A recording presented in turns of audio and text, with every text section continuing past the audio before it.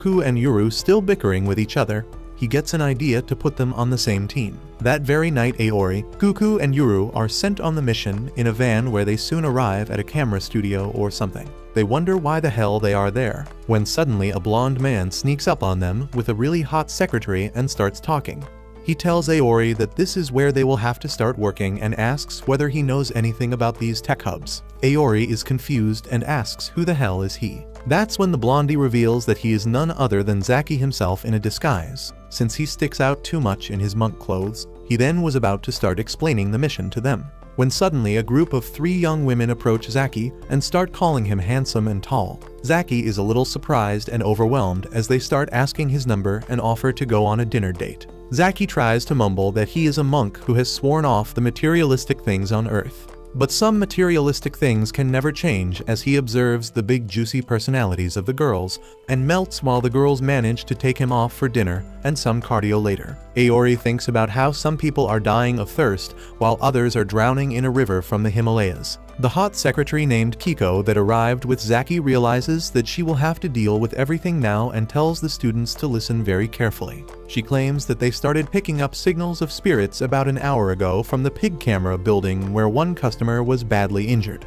She claims that they might be dealing with a group of ghost accounts here. This confuses Aoi, and he asks whether the dead accounts swarm like bees or something. But Kuku tells him that ghost accounts are digital beings, which means that they need to recharge periodically, otherwise they will cease to exist. That's why electronic stores inevitably become the hotspots of paranormal activity. Before Aoi could even process all that information, Yuru speaks up and angrily demands once again to know the reason why she was put in the same team with these 2 losers, claiming that it feels like a personal attack on her. Kuku doesn't really care about her remarks, but Aoi tries to defend himself, claiming that Kuku is a weirdo. But he himself is as normal as they come and is nothing like Kuku. Yuru tells him to shut up, as normal guys don't laugh when they are going berserk. She then starts looking at her phone, realizing that her favorite streamer is going to start streaming soon, and if she doesn't send him loads of super chat, he will end up forgetting her. Aoi is confused at this behavior, as she should care more about the mission rather than her streamer.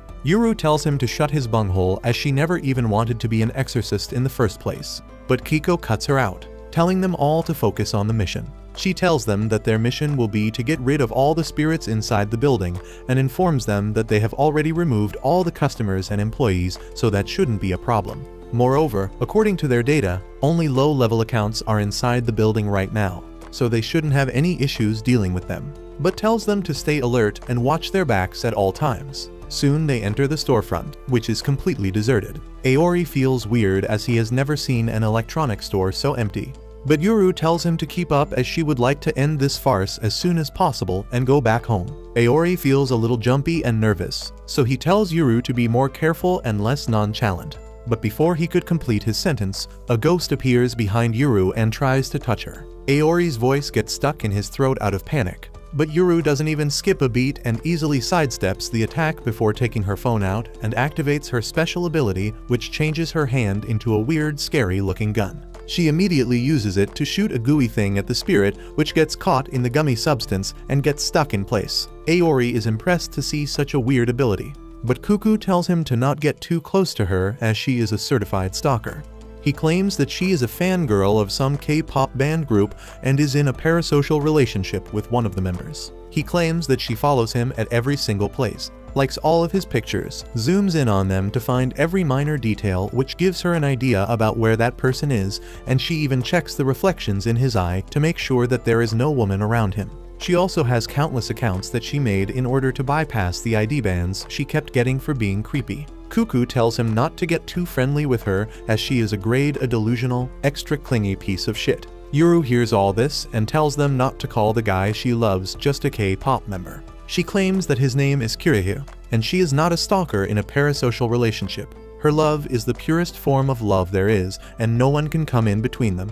With that, the spirit she captured explodes and the goo returns back to her. Kuku claims that, case in point, Yuru is a weirdo, and the abilities and skills of an exorcist depends heavily upon the way they use their phone as well. This suddenly makes him realize that the reason why he has fire abilities is because he is a rage baiter who used most of his time and phone to make people angry at him. Before he could properly understand the concept though, Yuru turns towards him and shoots her goo at him. He is shocked and unable to move, but it turns out that there was a spirit behind him which Yuru stopped.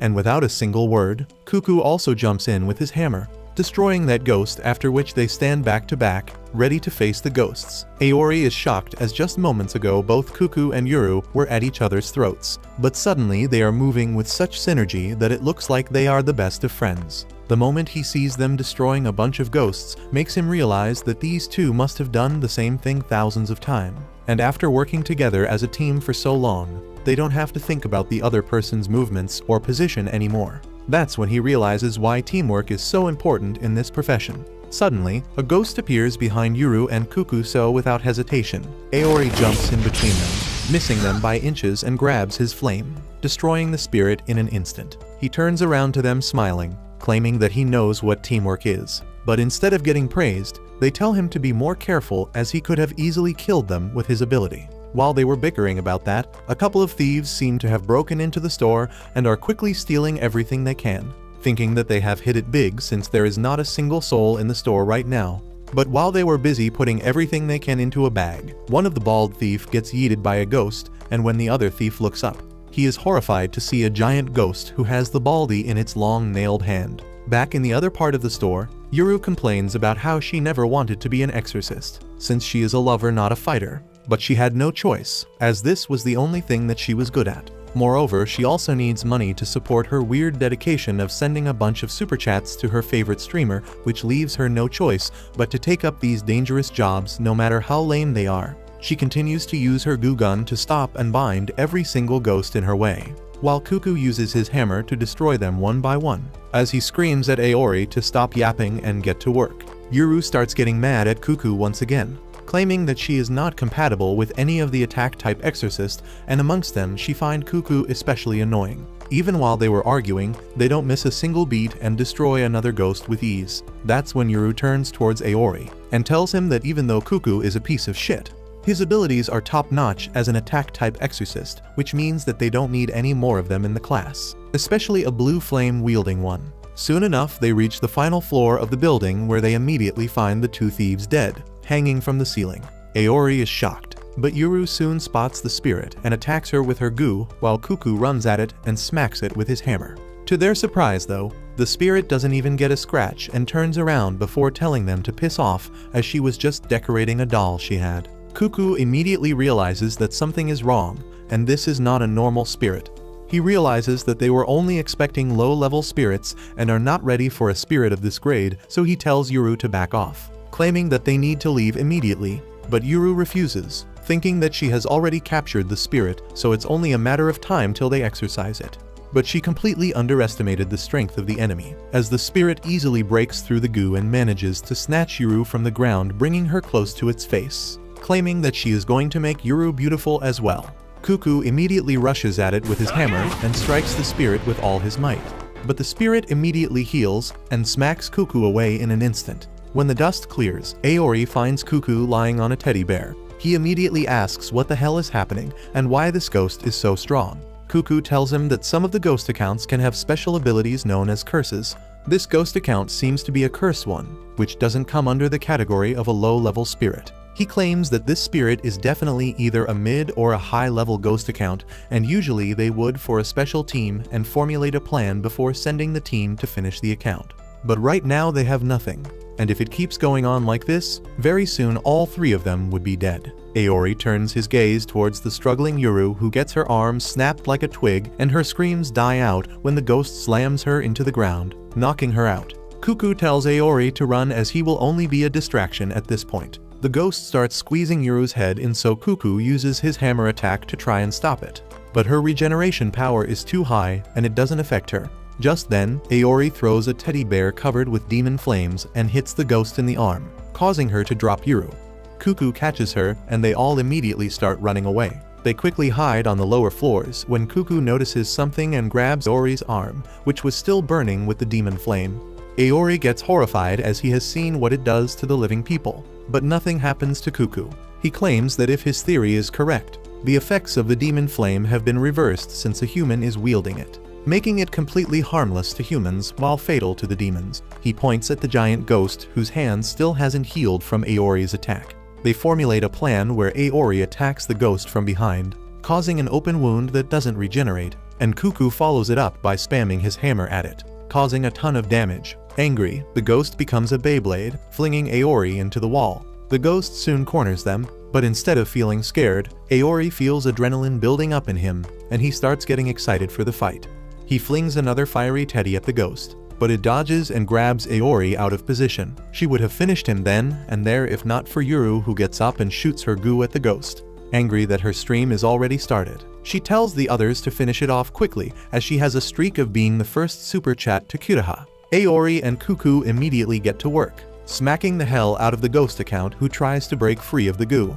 But just then Kuraha gets a super chat from some other girl. This pisses Yuru off and her grip tightens around the ghost's body. They quickly start attacking the spirit from all angles and finally land a killing blow, exorcising the spirit for good. They all feel relieved as none of them has ever defeated a mid-ranked spirit before, and Cuckoo claims that they need to head back and report everything as soon as possible. While they were leaving though, suddenly Aori senses something behind him. But before he could even turn around, Yuru and Cuckoo both start crying bloody tears and drop to the floor unmoving as from one of the TV sets nearby the spirit of the sad boy account appears, ready to face off with another demon flame user. Aori's breath catches in his lungs as he looks at the demon with disbelief as the memories of his sister dying on her bed, begging for help flashes in his mind. He starts panting like a wild beast and soon completely loses control over himself, and takes out his flaming blade before rushing at the spirit and tries to punch it. The sad boy doesn't even